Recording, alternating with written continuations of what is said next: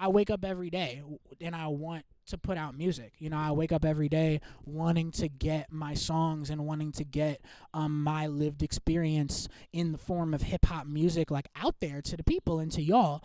And like if somebody else is like prohibiting me from doing that because they don't feel as passionate about this rap shit and about this hip hop shit as I do, then I have to keep it pushing. Yo, what's up, guys? How you doing?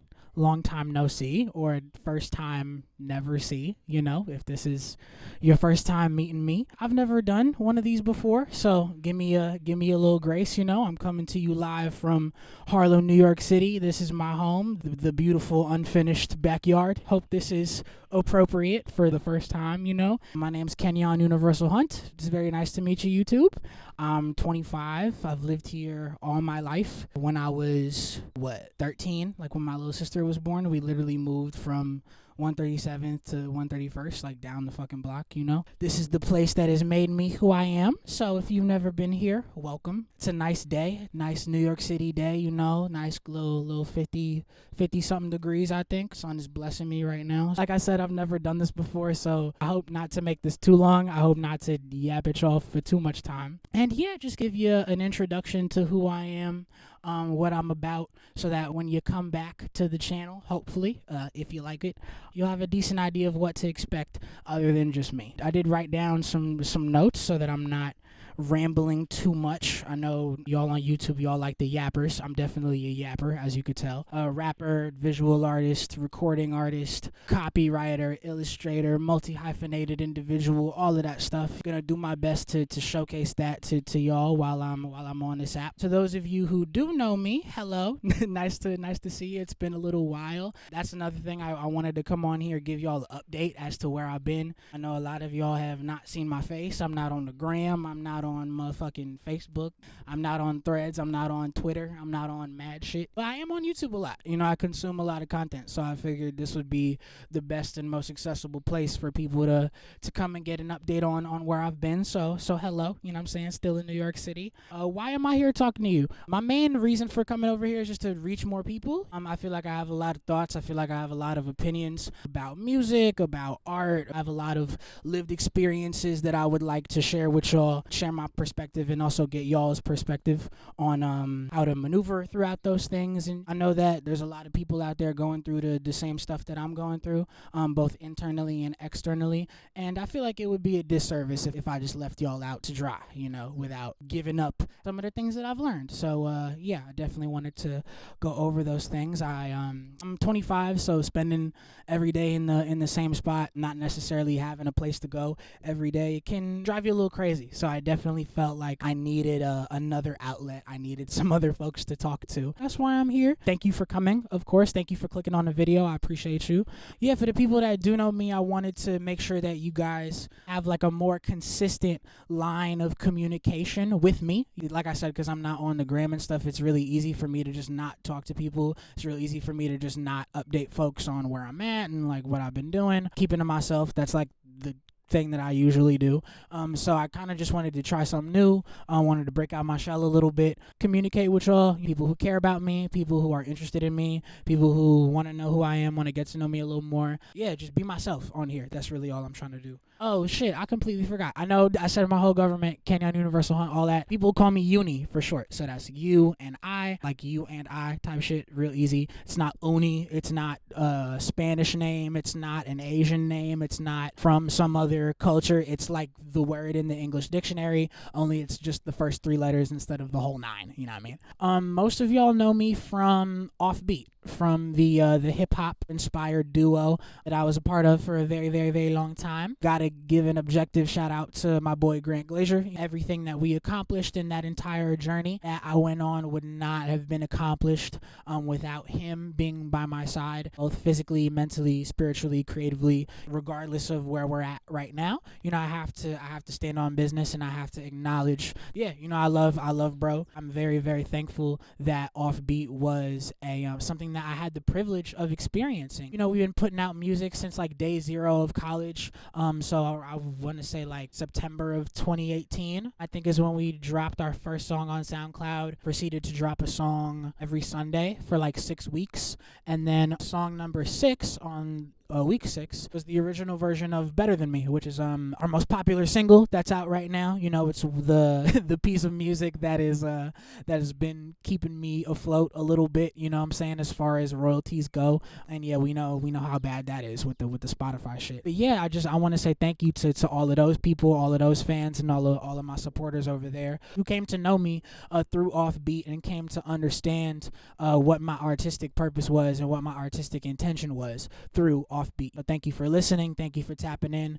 Thank you for making purchases and shit. Thank you for spending your time, your money, lending me your ears, your eyes, your senses, all of that. I can't express enough how appreciative I am of that. Especially to those who like came through to the shows and stuff. I know I'm rambling right now, but we started at the very beginning of college, like put out one song, the song went crazy, put out another song that was more of like a Latin type of vibe, and then I think as of right now we only have like 6 or 8 songs out on Spotify, and like the last thing that we dropped was all the way back in 2021 maybe I don't even remember. I know we dropped during COVID time, but it was hella hectic for everybody. After that, we had I know none of y'all know this, but User, one of the 5th song that we dropped, we had an entire video for that planned. We had an entire team, we had a storyboard, we had locations picked out, we had permits, we had costumes, we had choreography, we had everything, and then COVID came and swept higher thing up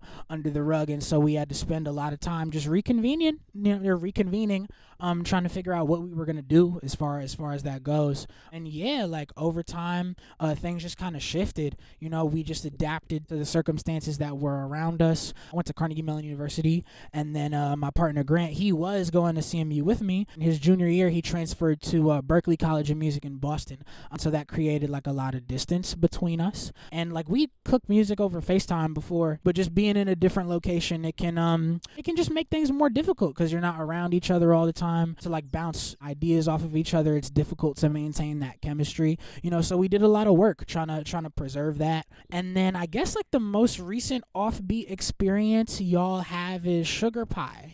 Sugar Pie is a song that was conceived in COVID time, and to this day it's still not released on streaming. We did drop it on the website, offbeatofficial.com. Don't type that in, it's not gonna come up. Squarespace site is down. But yeah, that was the last piece of music that we actively tried to put out, and I did my best to make people aware of it, to bring a whole lot of eyes and ears onto it in a direct to consumer type of sense, because I'm very much I'll tell y'all straight up, I love people like Makami, Mavi, people like Mike, 10K Global, Griselda. I listen to a whole lot of music, but that's where a lot of my kind of artistic and hip-hop core comes from, aside from old stuff and just any other contemporary music. I pay a lot of attention to the way that people do business in the music industry, and those folks really inspired me to view Spotify and to view these streaming services as a middleman, somebody who was gatekeeping us as artists from getting to the people who want to hear us, because we put our music and we put our art into these spaces, and then these spaces function off of algorithms that work their own way, and then the way that the algorithm would have it be is that your music is the last thing that somebody hears, and there's 100,000 more popular artists that they already know of who they'd rather have you listen to, and who Spotify would rather have get that 0.004 cent to, because that's how much a stream is. That's how much an artist gets paid off of a stream, in case you didn't know that. But yeah, so I was very, very adamant about just not doing that, about giving the music and giving the art directly to y'all and directly to the people, and yeah, just building a sense of camaraderie and a sense of investment, both within us as artists and within y'all as consumers, because the way that music works nowadays, a sale is not an album sale. When you see that somebody had 30K or however many sales within their first week, that's not people going out to the store, to Best Buy, and buying the album. That's people streaming it, from the comfort of their home. Just because somebody like listens to your song one time and then goes to the next song shouldn't necessarily devalue the art that you're making, but that's the world that we live in now, because you can pay $9, $10, $15 and then have access to all music like forever. And so I feel like it makes music very commodified, you know? I feel like it makes the individual artist feel like they hold less weight, or like they have less power or less sway over like an individual listener. I don't subscribe to that. Like I don't think that that's the way that music should be consumed. I think that everybody who puts out music and who puts out art should have the space and have at least like an ear, you know, or somebody to listen to. They should at least get the benefit of the doubt when it comes to that first listen. But like, you got to play the game now. You know what I'm saying? You got to play I got to make sure that hook is within the first couple seconds of the song, and then I can't have the hook like a whole bunch of times, and I can't have like more than 2 verses. God forbid. We're not playing those games over here. I'm about making art. I'm about creating, analyzing after the fact, you know, not mixing those two processes, like creating and analyzing. I'm about doing one, doing the other, giving it to the people, getting feedback from the people, and then using that feedback to make more things, and then keeping it going. That's how I feel art should function. I did get way the fuck off topic. That's how this yapping shit goes, you know. Yeah, just in terms of offbeat, you know, if I'm keeping it 1,000, just to be blunt, offbeat is over. As of, I don't know if you're seeing this, I guess as of right now. The reason for that, it was my decision, and it was mainly just because communication. If I am in business with somebody, if like I own an LLC with somebody, Offbeat LLC, if I have a partner like who is my co-CEO, like on paper, bro, you can't ghost me, you know, and you certainly can't ghost me multiple times for like months at a time, you know what I mean? Like that just doesn't work, you know. And I understand that like people be going through things, and that people have responsibilities, and that life gets hectic, and it can be difficult, especially when like you don't talk to somebody for a really long time. Like I know me, like I have a tendency to be like, oh, like I haven't spoken to this person in 3 months. Like when I call them, I'm gonna need to talk to them for like 3 hours, and like I don't have 3 hours. It's like, yo, like that doesn't do anything. I had to teach myself, and I had to learn that, yo, like a little bit helps, even if it's only for 10, 15 minutes at a time. If you can do that like repeatedly over the course of like multiple days, multiple weeks, like that time adds up, you know. And eventually you'll look up and you'll have spoken to that person for 3 hours, and you'll have accomplished what you need to accomplish. But if you just like a closed mouth doesn't get fed, you know? And so if you're going through something, I can only give you as much empathy and sympathy as what I know and as what you tell me. And if I'm not being told anything, guys, like if you're in a situation with somebody and like you're not being spoken to, but like they expect you to read their mind, it's like, bro, I can't. What do you expect me to do? You're not giving me any information. You're not helping me help you. And like, I just realized that I wake up every day and I want to put out music. You know, I wake up every day wanting to get my songs and wanting to get my lived experience in the form of hip hop music like out there to the people and to y'all. And I should not let somebody else, like regardless of whether I call them my partner or not, like if somebody else is like prohibiting me from doing that because they don't feel as passionate about this rap shit and about this hip hop shit as I do, then I have to keep it pushing. Like I'm not just gonna wait around for somebody to change my life for me, because that's not how it works. As far as I'm concerned, there's no handouts. You know, nobody's gonna make your dream happen for you. You gotta wake up every day and decide that you want to do that shit and execute based on that. And it's hard, and it's difficult, and it's work. And like, just because it's hard doesn't mean that you can't get better at doing hard things. This is a perfect example. I've been meaning to fucking film a video. The video was not gonna be just me yapping at y'all fucking for, you know, however long this is going. But yeah, you just gotta do it. That's what happened. Offbeat is done. Like I said before, I want to say thank you and my appreciation and my love to everybody who has supported me in that journey up until this point. And what I would like to say is that it's you and me now, you know? Like this is like we're free. Like it's just us, you know? Like those of you who fuck with me and who have heard my voice like on these tracks and who have either seen me live or something, like you know how important this rap thing is to me, and now like it's all mine, you know? So I have the privilege of being in control of my journey. And so like all of the success that y'all will inevitably see from me, like just know that like yes, there is a team behind me, and like none of this can be done like all by yourself. You need to network, you need to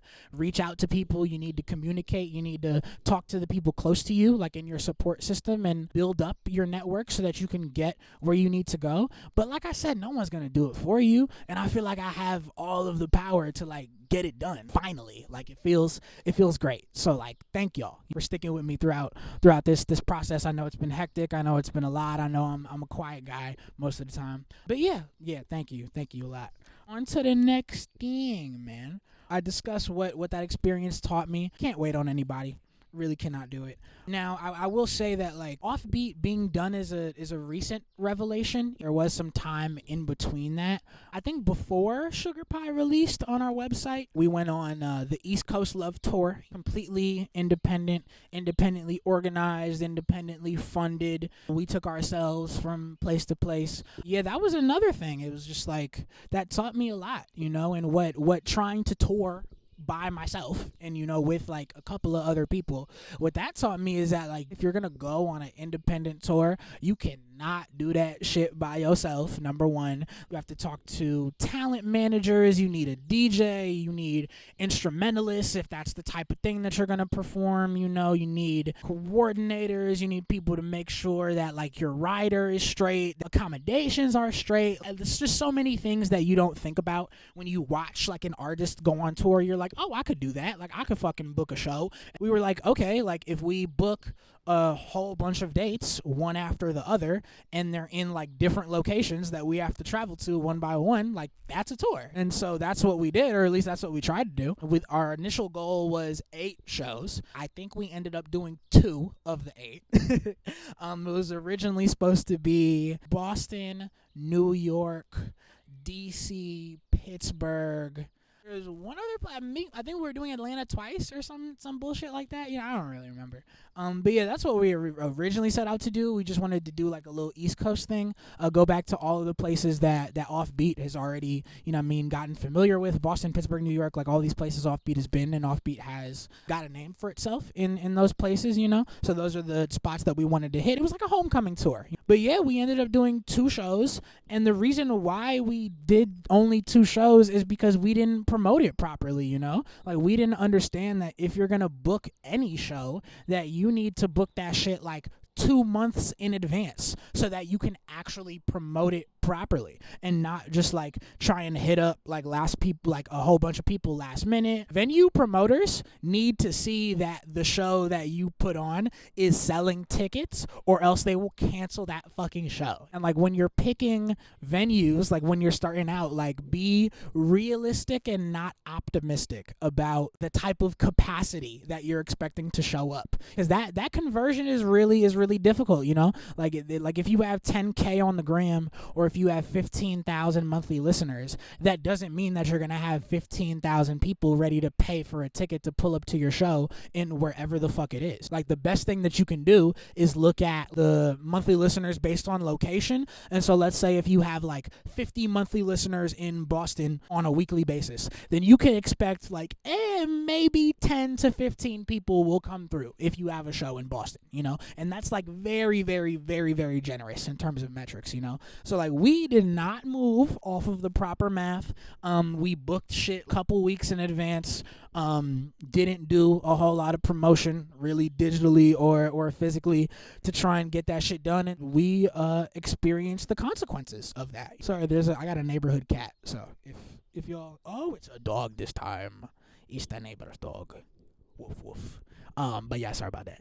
when you book a show, like, you gotta plan ahead, and you gotta give yourself as many advantages on the front end as you can, so that, like, if something happens, then, like, you're good on the back end, because they will, like, bro, promoters will cancel that shit, and, like, people will not show up to your shit if you don't promote it, if you don't get people excited about it, and if you don't, like, put what's happening in front of people's faces, because the way that the internet works, like, stuff goes by so often, like, what I'm saying, you see one thing onto the next, see one thing onto the next. I bet you if I asked what the last 5 things that you saw on Instagram were, that you wouldn't be able to tell me, because I can't even tell you. Just how information works these days. Give me a second, I'm gonna take a sip of water.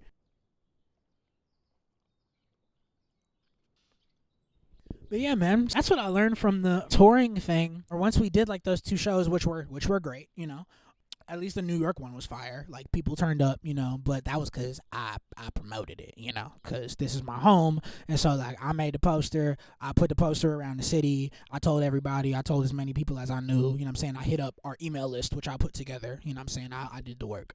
Try and make it happen, But yeah, after the touring thing, our main focus was trying to put the song out. Trying to put out Sugar Pie, because we had only dropped it on our website, and we hadn't made it accessible. Of course, we wanted to do that, but everybody behind this camera who makes music, like, y'all know how expensive this shit is. I'm not even talking about, like, recording equipment like this mic or the interface or whatever. I'm talking about just the cost of, like, good professional mixing and mastering. The best thing you could do is, like, find a homie who will give you the homie price, because if you want to get one song mixed, that shit is a band, and if you want it mastered, that, like, might be another band on top of that. So we were trying to get the money together to put the song out, but it was like, okay, at least for me personally, like, I didn't have a job, when I came back home after tour. So I was like, all right, if I'm gonna, like, be a contributor to Offbeat, like, I need to get a job, or I need to have some type of stream of income at the time. And yeah, these folks at this company called Power Home Remodeling hit me back, which was pretty interesting. It was basically like a door knocking sales job, selling windows and, like, home exterior improvement stuff. It was cool for, like, a little bit. Like, they said that the money was going to be pretty nice, but it was like a performance based job, so if you, like, weren't doing well, then you made, like, below minimum wage, basically. And there was, like, a whole bunch of shit where, like, the company would, like, lie to you about, like, how much bread you would make, or they would, like, not be fully transparent about all of the parameters of the job and, like, all the things that you'd have to deal with, this, that, and the third. To speed through that, what I learned from that job, one was that, like, I'm not a bitch, like, I can be like, bro, I was out here every single day in, like, negative whatever degree weather, like, in the winter, knocking on doors from, like, 9 a.m. to, like, fucking 8 p.m. sometimes, and, like, when you're out there and when nobody has given you the time of day, nobody wants to set an appointment with you, nobody wants to let you leave them a price or whatever, like, that shit can eat at your brain, you know what I mean? And it takes a lot of mental fortitude to be able to stay focused and still recite the same shit at every door over and over again, and still smile, and still, be an actor. So I learned that. And then also the other thing that I learned from that job, which is the reason why I quit after, like, 6 months, basically, I stayed as long as I did for the people. Like, the job sucked, but, like, everybody who was there was great. Everybody wanted you to succeed. Everybody wanted you to make money. If somebody was successful at the job, our superiors would be like, yo, like, tell the group, like, what you're doing or what's been working for you out there, so that you can apply that to your process or whatever, and hopefully you can see similar results to what they experience. But yeah, I just learned that, like, a lot of people at that job, they had sacrificed what they loved and, like, their dream in order to get, like, a certain amount of money. Like, my boss and my bosses, like, they would frequently talk about the fact that, like, yo, do you think I like knocking on doors every day? Fuck no. But I love my $200,000 New York City high rise. So I am willing to sacrifice a bit of what I love and a bit of, like, my joy to get what I want and to get my dividends. And, like, at the time, that, like, resonated with me, because that's literally what I was doing. I was sacrificing my time, and I was sacrificing my desire to make music, and I was trading that for money so I could put music out. The job wasn't, what it was all cracked up to be. Money wasn't all what it was cracked up to be. And yeah, I just, after a while, I just had to realize that,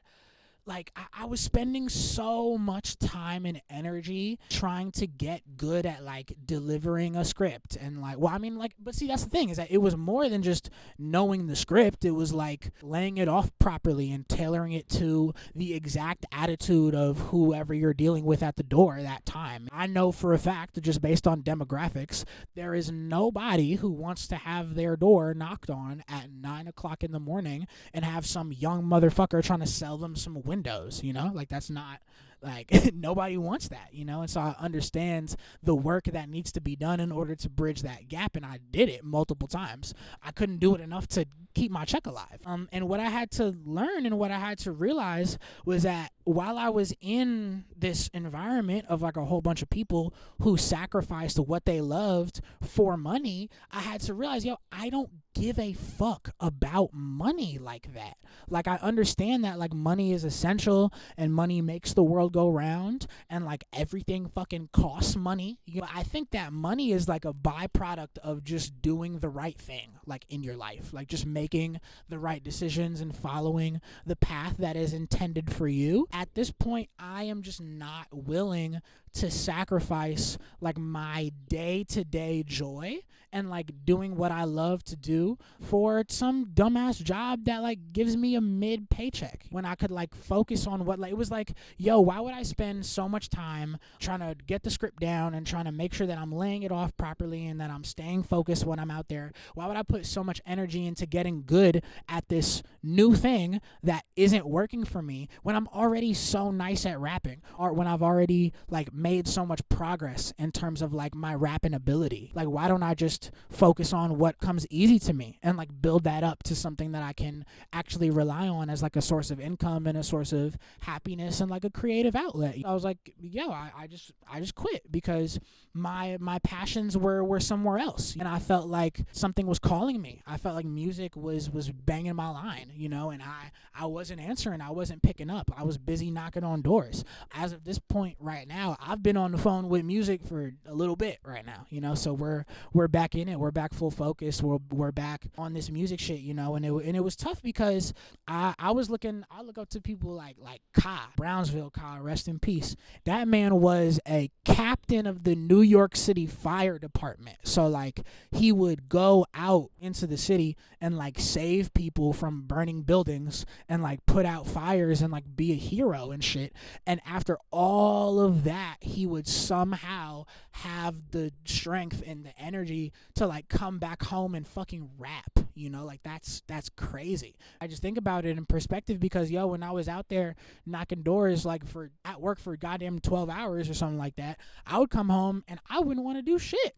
I wouldn't want to turn the mic on. I wouldn't want to write nothing. I wouldn't want to do shit, yo, because I was just focused on sleeping and getting to the next day so I could try and make my job worth its while like the next day, and that just didn't happen, you know? And so I eventually just had to realize, yo, like I don't have the same mindset as y'all. Knocking on doors is not the only fucking thing that I'm good at. I'm actually better at like way more shit that y'all have no idea about, you know? And I would much rather like quit the job and go show you like this other stuff that I'm good at, instead of just staying here and trying to be somebody who I'm not. That's what I learned from my job. The next thing to focus on is just the new. Like I said, this is me once again, Kenyon Universal Hunt, Uni for short. It is a pleasure to meet you. Thank you for listening to me yap for this whole fucking time, you know? I got a whole lot more updates. I got a whole lot more stuff to talk about, a whole lot more stuff to show you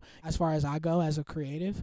But I want to say thank you for watching. Hit that like button if you can. Hit that subscribe button if you fuck with me. That's the first time I've ever said that to a camera, so first time for everything. Thank you for giving me the grace and let me chat with y'all, you know? I'm trying to stay looking at the camera. I know my eyes have been all over the place. This is about new chapter, new music. I got tons of stuff to show you. I got about, like 2 albums in the works right now. Starting a new Spotify. You know what I'm saying? You can follow me on Instagram at Universal Hunt, UNIVERSALHUNTE, because the E is silent. You can follow the business, the imprint, the brand, Ken Bellish, KenBellish. That's www.kenbellish.net. You can see stuff I've been working on, like illustration-wise, copywriting-wise, music-wise. I got a little blog on there that you could check out if you want to stay updated with me, what I'm doing, my feelings. Anything and everything. Like I said, this is about the new. This is a new chapter. This is a new life for me, So thank you for being with me and for supporting me on this whole journey, because it's been a long one, and we got a long way to go, boss. We got a whole lot of names to take, a whole lot of trophies to engrave type shit. Thank you. Thank you very much. Like I said, hit that like and subscribe button. Check me back for another video. Peace out. Love y'all.